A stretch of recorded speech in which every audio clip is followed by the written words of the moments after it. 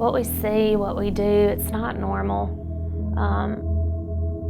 Somebody mangled up in a car, it's not normal to see that. It's not, I can close my eyes and see that kid laying on the stretcher, just reaching and pawing just for somebody to help him.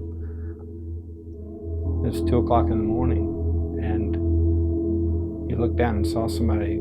I saw someone I went to school with, that I grew up with, and it punches you in the face. That kind of a trigger is something you never forget.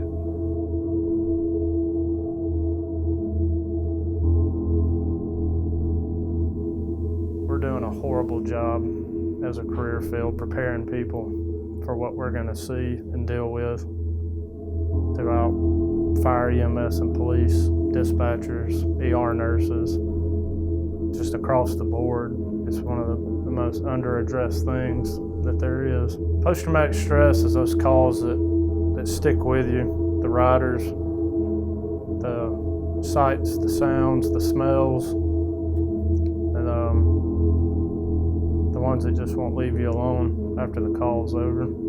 I think it's very common. I think it's something that, for whatever reason, is a taboo subject. It never gets talked about. There's never any light really shed on it. My yet factor was a scene flight. We had 3 different aircraft coming to a house fire. It was a bright sunny afternoon. It was just going to be another call, and we landed on scene of a pediatric burn. And when I came off the aircraft, I saw my buddy Chase standing there, and I could tell him the look on his face. It was bad. And he looked at me and told me it was really bad. And I climbed in the ambulance and saw this semblance of what used to be a human being laying there screaming. It was a little baby, and he was burned beyond recognition. If somebody would have told me when I was sitting in the classroom learning all there is to know about nursing that I would be on the floor of a trauma room wrapping up a parent who had just accidentally run over their child, or wrapping a baby who had just passed away up in a blanket so his mama could hold him for the last time, I'm not sure that I would still choose this career. I can hear it, I can smell it. That's one of those things that I don't think I'll ever be able to let go of. After just all the sounds of that call, all I knew to do was to pick the kid up and hold him like he was my own child. And I just picked him up and ran to the helicopter. I feel like this career kind of chose me. There's nothing glamorous about being a first responder or being in emergency medicine. It's a heart thing for sure. You do it because it's what you're called to do, not because it's glamorous.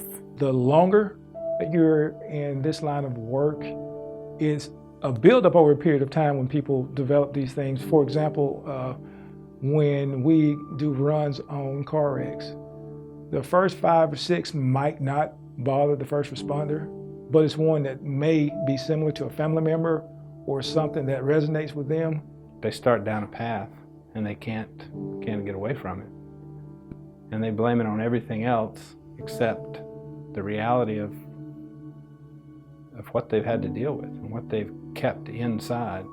It destroys careers, it destroys marriages, it destroys lives. I've had a coworker that's killed himself. I've had many coworkers who have lost their license because of addiction. Alcohol and drugs aren't going to fix anything. Internalizing it isn't gonna fix anything. It's okay. You know, we see bad stuff and it's normal. I was brought up in the fire service to where it wasn't okay to talk about calls, and you had to be bigger, badder, tougher than the person right next to you, and you just take it home with you. We have a tremendously high rate of substance abuse. We're in the midst of what feels like an absolute epidemic of suicide among first responders. We intuitively think that we have a higher rate of divorce than the average population. So there are very negative ways to deal with the ramifications of post-traumatic stress. I think we need to be aware of our people, especially as supervisors, because there are signs in body language, the way people carry themselves. If you got a guy that's jovial and all of a sudden they isolate, they're starting to look disheveled, paperwork's not adding up like it used to be. If you got someone that writes neat, on-point narratives, when those things go to lacking, as supervisors, as brethren, I think we need to be there to be able to assist them. Don't let it bottle you up. Don't let it hold you back from giving the best care that you can. Don't let it eat you up. It's real. Put it out there. Tell somebody, hey, this is what I'm going through. This is what I'm battling. I think the first thing we have to do is stop pretending that we were made for this, because human beings were not made to see the things that we see in our career field. And I think we have to stop trying to tell people that this is just part of the job or that they need to be a little bit tougher in dealing with these things. I think that's a fallacy. It's okay to be bothered by what you're going to see today, tomorrow, next month, 5 years from now. And that you're going to keep seeing it over and over. And you've got to develop a way within yourself to deal with that in a healthy way. I think we have to be honest about what post-traumatic stress is and about how it's caused and about the very negative impact that it can have on us. And I think that we have to find ways to educate ourselves about those issues and about how to recognize it among the people that we're working very closely with and how to respond effectively when we see someone who's being impacted by it. Because we can't get away from it every day. It's everyday stuff that we deal with. There's got to be a way to comfort yourself. There's got to be a hope that the work that we're doing is worthwhile and it makes a difference. If you are in distress, reach out, 911 Buddy Check on Facebook, it's on Twitter. Reach out to the Code Green campaign. Code Green campaign is an amazing group of people really fighting day to day to make advances in mental health management. There's people out every day fighting for you. So if you're in distress, if you know someone in distress, reach out, take the mask off, be real, be relevant, and ask for help.